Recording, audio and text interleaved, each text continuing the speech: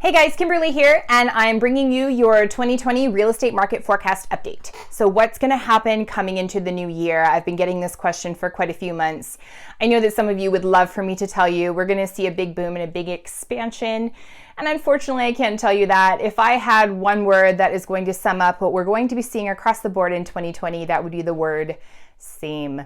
So we're going to echo what happened in 2019 more or less. We're looking at some conservative growth across the board.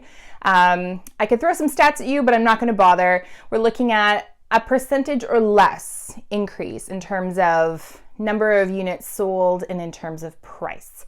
So still sitting pretty middle ground, I would say there. I came up with a list of top 5 things that I think are really affecting the market. And the number one thing that's awesome is that Edmonton is a growing city. We're at almost 1 million people for population, and over 20,000 people are moving here each year. And that's been a trend for years. I know back 10 years ago, it used to be 40,000. So there's definitely been a huge adjustment there, but that's something that is kind of unique to Edmonton. Not all cities across Canada see such interprovincial migration, because that's people who are coming here who already live in Canada. So they're being promoted. And oftentimes when I get people transferring out here, they're working and you do have some in the energy sector, definitely a lot of engineers, but we do have a lot of people who work in healthcare and research and things like that. The mortgage stress test is still kind of a bummer. It is not the only reason that our market is being held back. We're still sitting with an oversupply of inventory and not as many buyers as we need.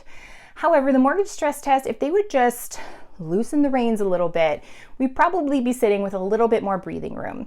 So I'll let you Google what the mortgage stress test does, and I'll link a few links down below so you can check it out. It's definitely put in place for your own protection. It is not a bad thing, you guys.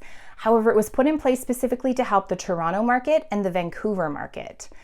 The Edmonton market didn't need any cooling down. So I think we're looking at something that was a national policy, and we need to bring it down to something that's more of a provincial level so that it makes sense for everybody in each place.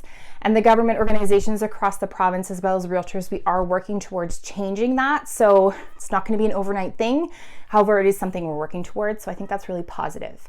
The other thing is affordability. So we are the 15th most affordable city in the entire country. And considering all the services and everything we have to offer, we're just going to ignore the cold in January.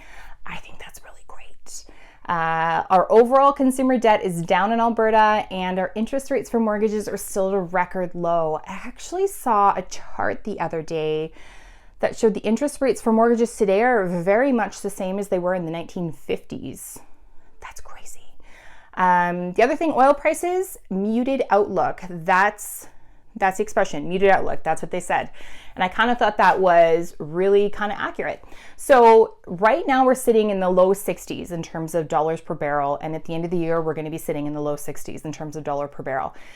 That's not the boom we're looking for. I know that the pipeline might change things. However, at least it's not a crash. And I think, again, that's really positive. And that leads me into my last point, talking about diversifying the economy and all of the opportunities that are there. We have some awesome people who live across the city, you guys.